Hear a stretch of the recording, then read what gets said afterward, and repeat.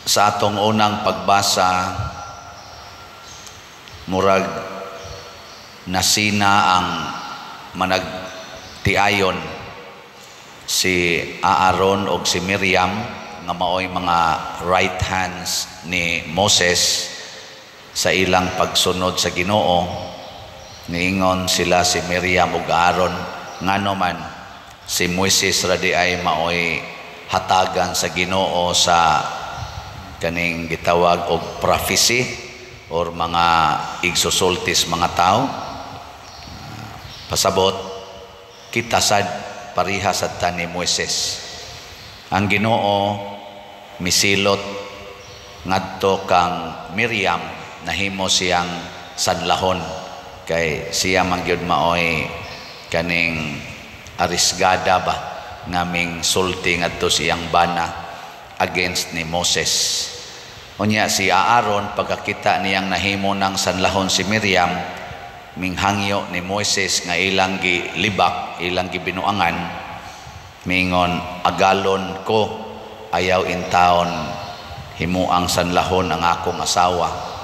Unya si Moses nga dunay kasing-kasing nga matod pa dire siya maoy labing mapaubsanon nga tawo sa kalibutan atong panahona, mihangyo lang gyapon sa Ginoo, o Dios ko, ayuha in taon si Miriam nangaliupo ako kanimo.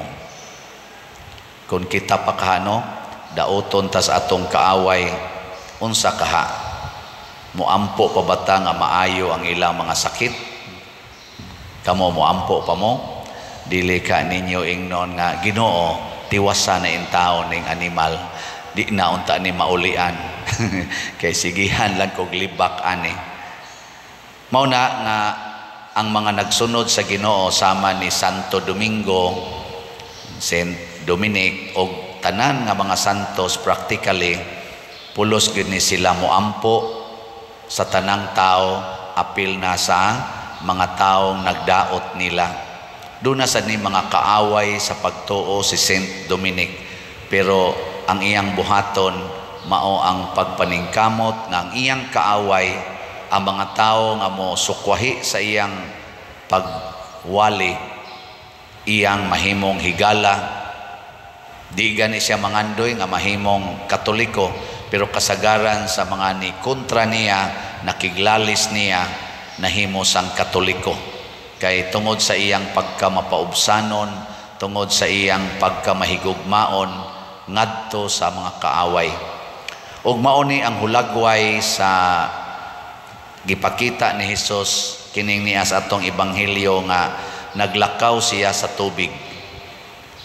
Sa maning tubig, ang tubig labi na gyud kay niining panahon na gikusukuso sa bawod ang sakayan nga gisakyan sa mga apostoles, mao ni ang gitawag nato kaaway. Dinhis kalibutan kanang mga kaaway nato, tawgo na nato silag mga bangis nga mga balod nga muhasmag nato. Usahay ang imong kaaway naara sa inyong balay, asawa, ang imong kaaway kanara sang imong bana nya, mga bana ninyo sang asawa mo sa inyong kaaway no, lami kayong patyon. May na kayong hiluan ba? Swerte mo kamong wa gyud mag-away, pero panagsara kay na mahitabo. Minaw ko 1 in 1,000 siguro nga ang banag asawa gikas pagsugod og kasal hangtod na gyud mo nangamatay, wa gyud mo nag-away. Hindi ko na be pangutan-an na imong tupad ing nako no, wa gyud mo nag-away sa imong asawa. Di ba mo ingon sana parihan nimo, parihan ninyo, away sad. Labaw na gyud sa mga in-laws, kana bang mga in-laws ba? Sus inawayay, perti, linibakay to the max. Ana. Unya usahay kung dili man sa kasagaran, mao ni hinungdan nga ang managtiayon magkabuwag. Kay isigbag sinulsulay ba sama ba ni Miriam, sulsulan didto, sulsulan dire. Mana magbuwag na noon. Nya magminahayay na, di na ra ba mangangkon. Mao na siya ang gihulagway ni Hesus kung moabot ni sa atong panahon ang mga balod ba, mulakaw ra di ay ta ibabaw ni ini. Unsa man ang pasabot ana, ayaw kahadlok tuo nga bisag naa pa ning kasakit ni apa ning tanan nga mga kalisdanan, ang Ginoo kuyog nato. Si San Pedro or si Peter, niingon siya, kung dili ka multo, kung ikaw na Lord, gamhanan man ka, ako sad, palakta kos tubig padong nimo. Pasabot mo, duol ko nimo, ibabaw ni ining mga problema. Ingon si Jesus nga rin, duol. Pag duol na ni Pedro, oy, nahadlok man siya kay porte mangyong kusugas mga bawd, bisag mananagat siya, nahadlok sa may resulta ni unlod. Ang kahadlok di ay nato ni ining mga problema maunay mulamoy nato. Nawa ha? Example, problema sa kwarta. Di kakapalit sa imong bugas, pagkaon, di kakabayad sa kuryente nga imong bayronon, di kakabayad sa tubig, di kakabayad sa tuition sa imong mga bata nga gipa-eskwela. Kanilang usa, tungod sa imong kahadlok, ani, nga basig maputlan ka sa kuryente, mawad-an kag tubig, di naka-eskwela imong anak, mamatay mo sa gutom. Kung mahadlok ka ani, ang sa may hitabo, mangutang kag kwarta. Mangutang. Ano nang gitawag na to, kapit patalin. Ngutang. Luwas. Nakapalit kag pagkaon karon, nakapayad ka sa kuryente, bayad ka sa tubig, nakapa-eskwela ka sa imong mga anak. Karod. Yan, no sa to nimo bayran? Tapos sa buwan. Inigtapos sa buwan, mangulikta na to. Unya kay ang problema na ang mangyapon, kuwang mangyapon para bugas, kuryente, hadlok yapon ka. Di mo bayad kag parsyal, di man mahutdan. Mangutang kag lain, aron imo na sang itapar atong imong kuwang. Nya kadto na sang imong giutangang lain, igtapos buwan, mangulikta na sad to. Di man nasad paigo imong kita. Ngutang na sa kaglain, di tulo na kabuok, igtapos buwan, mangulikta na tong tulo, hangtod mura na kag mamatay, lamyo na ka. Kuha mo? So, unsa may buhaton, ayaw kahadlok, ayaw pangutang para lang aning mga butanga. Ug way kaon, fasting and abstinence. Ayaw kahadlok, mamatay sa gutom. Di dyan na mahitabo nga makamatay sa na nimo basta mo inom lamog tubig, mga 15 kaadlaw, bisan pa ganing 40 kaadlaw, di gid mo mamatay. Daot lang, nga lawom kay inyong mata, sige lang yung inom. Ikaduha, putlas kuryente, kadaghan diyang nagpuyo nga way suga, buhi man. Putlands connections tubig dito sa gobsilingan. Ano man di ay kadto bitang pag-udit, pag humas udit, perti mandaghana atong way mga tubig, buhi man lagi. Nya, di ka eskwela imong anak, kadaghan diyang way mga grado nga mga dagko na kay mga negosyo, wa ka eskwela dayon. Mga dato na hinoon kayo, ang uban sad dili wa madato, pero wa sad maglisod, pero way mga grado. Anong ka na amang yung eskwela, mangutang man yung kaparaana. Ayaw kahadlok. Pasabot, mo atubang tas problema sa kalibutan, nga dili mahadlok. Sige, hingi ana imong tupad. Ing nasugod karon, din ata mahadlok og bayranan ha. Din ata mahadlok. Nya maingon sa na imong tupad, bayre sa to imong utang. Di na makakamahadlok, bayre o sa to. Ayaw ay kahadlok ana. Mao na si Jesus, kung ato na siyang ikuyog, ang iyang mga pulong maunay atong ikuyog, mulurang dayon ang bagyo sa atong kinabuhi. Ang tanang pulong sa Ginoo, mga igsoon, makasulbad og problema. Tanan pulong, kanang problema sa kaaway, ingos Jesus, higugmaa imong kaaway.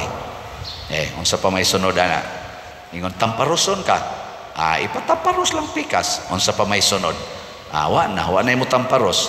Sulbad kanang magsigig daot nato, sigdaot, ingos Jesus, iampo og himuig maayo kadtong nagamong-among og nagdaot kaninyo. Bayon sa pamay sunod, Muhimo pa nagdautan nga gasige magkaghatag niyag maayo. Wa na. Ang sunod ana magsige na nagdaig nimo. Tingali madugay-dugay og jutay. Kana sa mga buangon, na imong mga anak badlongon kayo, imong bana, imong asawa, mga bisyoso kayo pananglitan.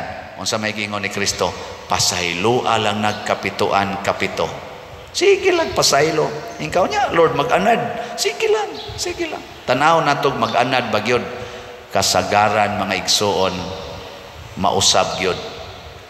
Unya labaw tanan kining gitawag sa Binisaya og masubsob nga pag-ampo. Kana bang constant prayer, humble prayer, mga usab gyud ang sitwasyon. Kining mama ni Santo Domingo, matod pa sa history gitan-aw nako sa Google, barren kuno ni siya. Kana bang di manganak ba? Baog, di manganak. Ang iyang gibuhat, nagpilgrimage siya ngadto sa kana kunong monasteryo ni Dominic Silos mating ito ana mauto nga pag-abot niya didto na ako noy sa iyang pananawon sa iyang pag-ampo didto nga naiiro nga ning lakang niya nga nagdaog kaning baga gikan dito sa altar ni agi niya human ato na mabdos dayon siya mo nang gianggaan siya Domingo. Naman to'y dog ani murag dog murag inana ba or niya ginganlan gini siya gikan atong maong monasteryo kato nga munghi si Dominic sa Silos niya mo ni dato kay ni sila labi na ning iyang bana purting datoa sikat ba sa ilang village mga Di Guzman man ilang pilido niya mga Diyos noon ang nahitabo ilas ang gitrain ang ilang anak nga makailag Ginoo nga mo'y hinungdan nga namabdos ang iyang mama.